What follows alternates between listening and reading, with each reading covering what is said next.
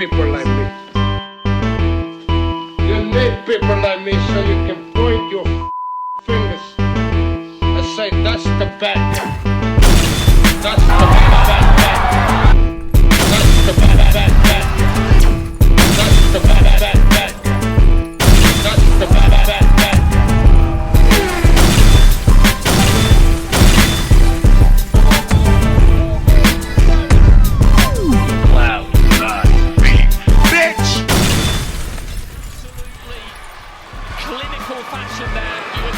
Welcome to the mother relay. We're covering today's top boxing news.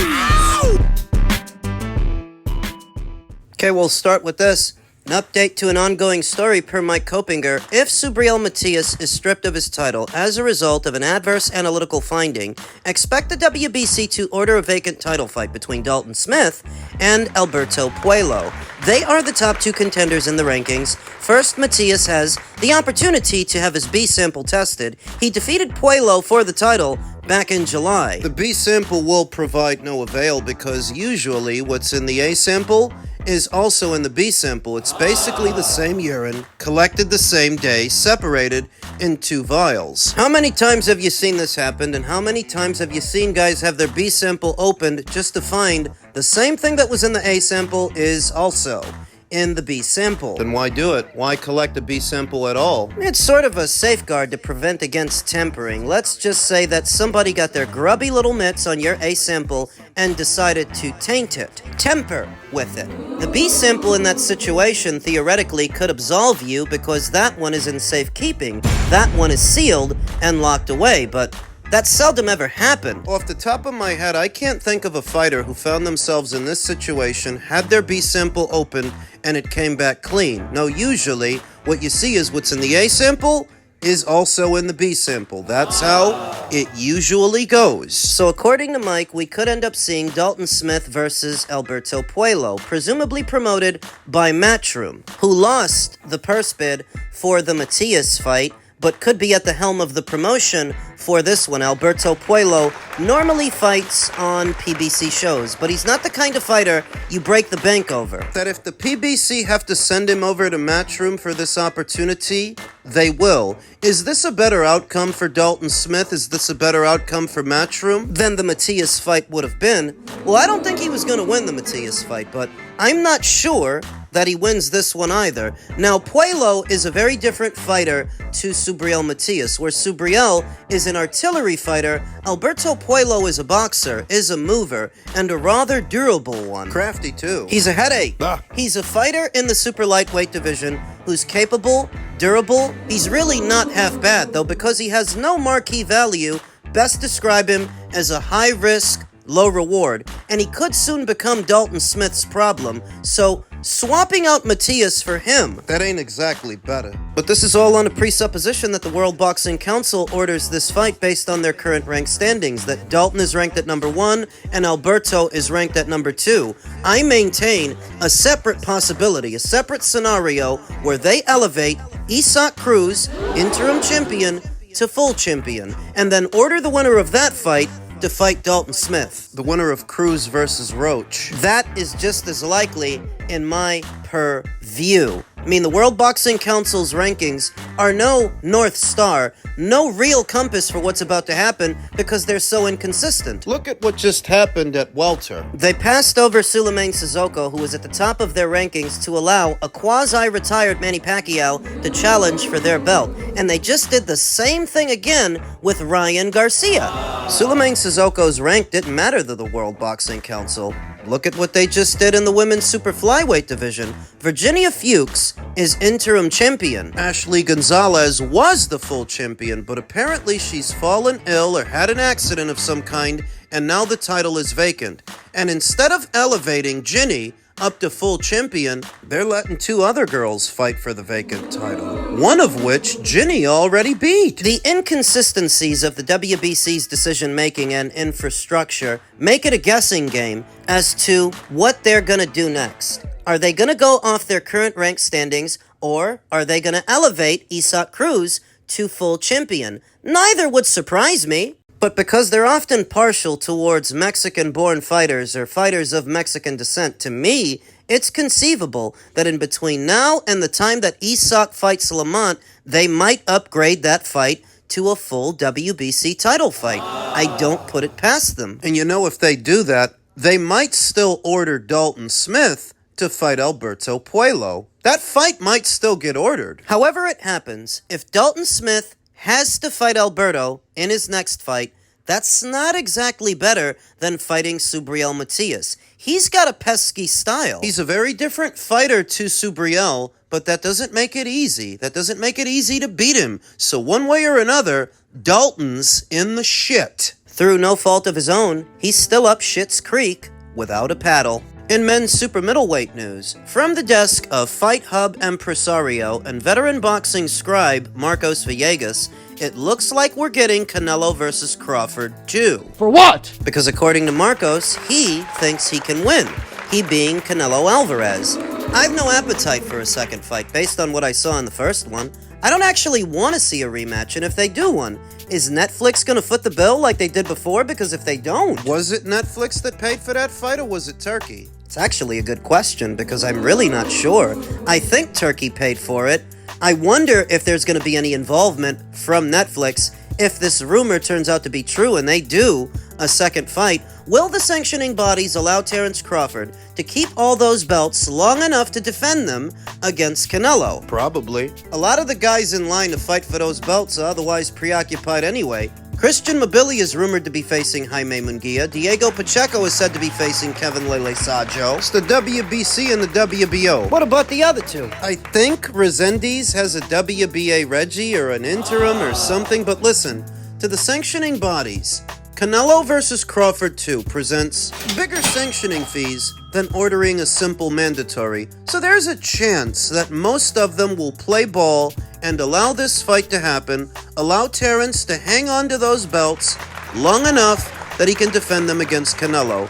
I think most, if not all of them, will play ball. Can we trust this rumor from Marcos Villegas? I mean, he's in the loop. He is a guy who's in the know. And if this is what he's hearing on the grapevine, I'm so inclined to believe it. Canelo wants revenge? I don't know that he can get it. What exactly can Canelo Alvarez do differently in a second fight that he didn't do in the first? He tried his best to pin Terence Crawford down, but he just couldn't get to him. And in the few moments where Terence Crawford wasn't moving around, in the few moments where he actually sat in the pocket with Canelo, he won the exchanges. To my surprise, he beat Canelo on the inside, outlanding him. It's long been said that over time, Canelo Alvarez's work rate has dissipated. He doesn't put punches together anymore. Instead, he just throws hard singles. So what he would have to change, he's got to throw combinations. He has to up his work rate, throw more punches. What else? Do a better job of cutting off the ring,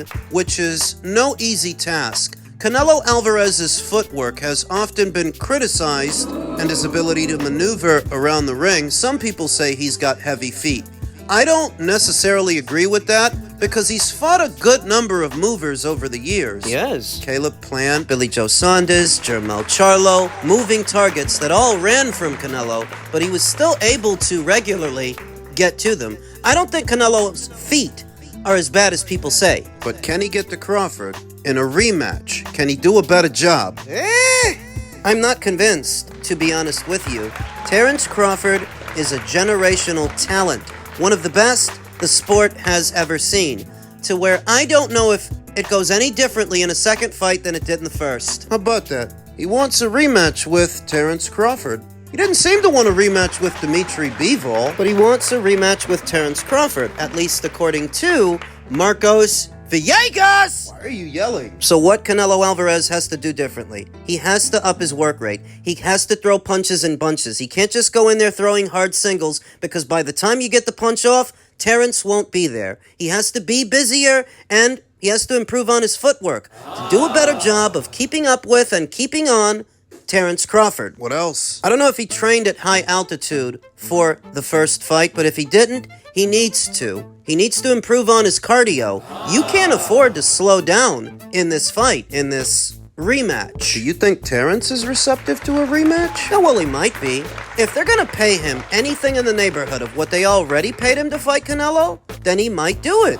Fighting Canelo Alvarez in a second fight would certainly pay better than moving down to middleweight and challenging one of the champions down there, fighting Canelo. That's what the speculation has been, that now that he's in many ways conquered all the belts at super middle, he might move down to middle, pick up a belt or two down there.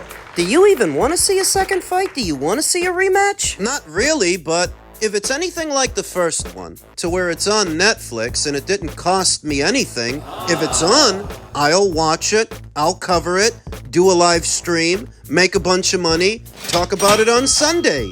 If they make it, do I want it? Not really. But I'll take it. It's tantamount to that fat girl at work that wants to give you a blowjob. You didn't ask for it, but on offer, you're not going to turn it down. Yeah. You been served, nigga! Damn. I don't think anybody really wants this rematch. Nobody's asking for it, save Canelo if this rumor turns out to be true, though if it gets made, everybody's going to end up watching it. It's the way things sometimes happen in the sport of boxing.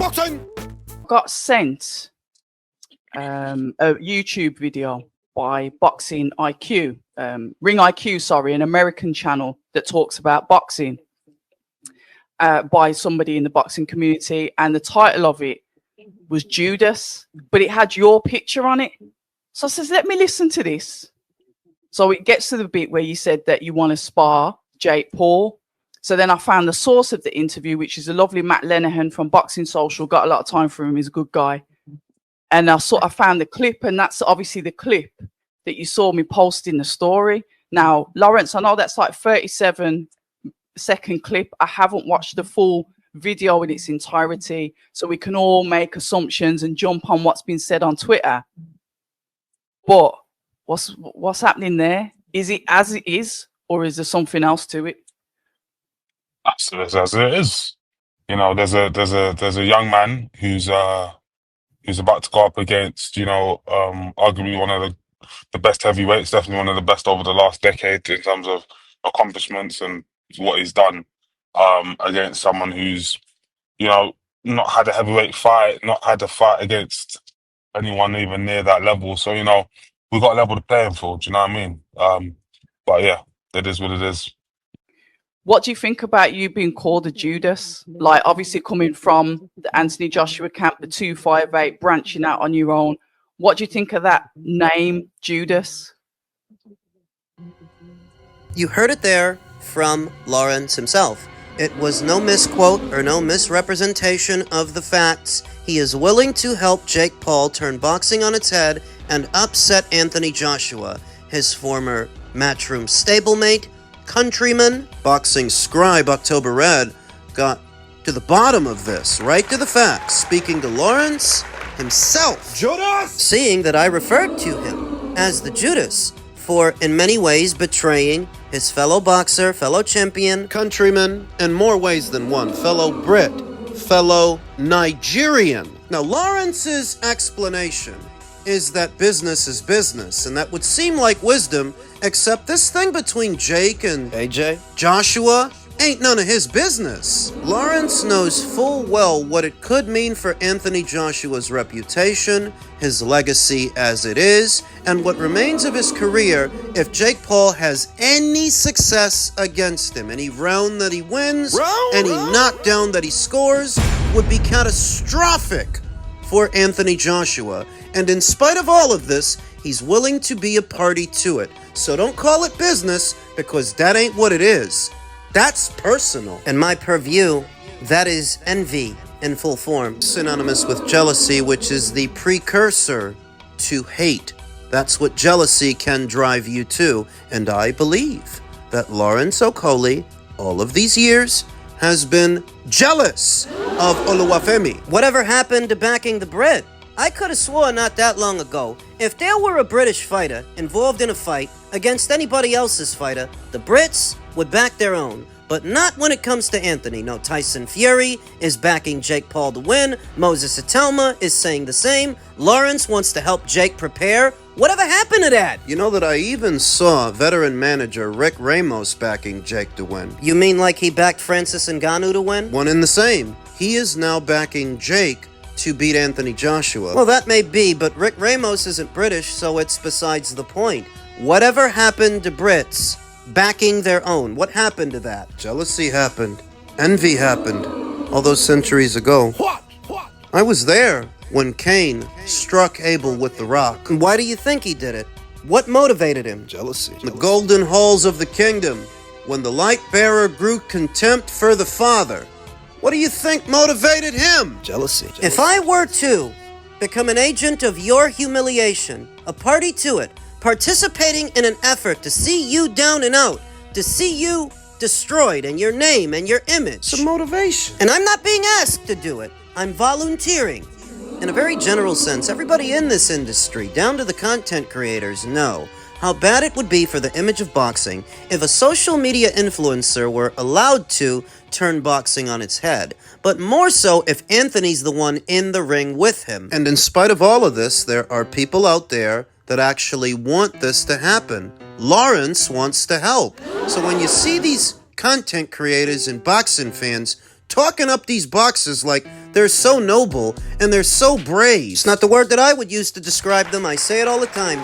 Boxers are just as opportunistic as I or you, and in some instances, less noble, less altruistic. Don't lose sight of that because they fight for a living. They're made up of the same stuff as me and you, with the same character flaws. Don't lose sight of that because they're boxers. A lot of these boxers, if they could do something else, they actually would. So don't romanticize who they are as individuals, as people, because of what their profession is, their trade. Judas! Lawrence is the serpent in the garden.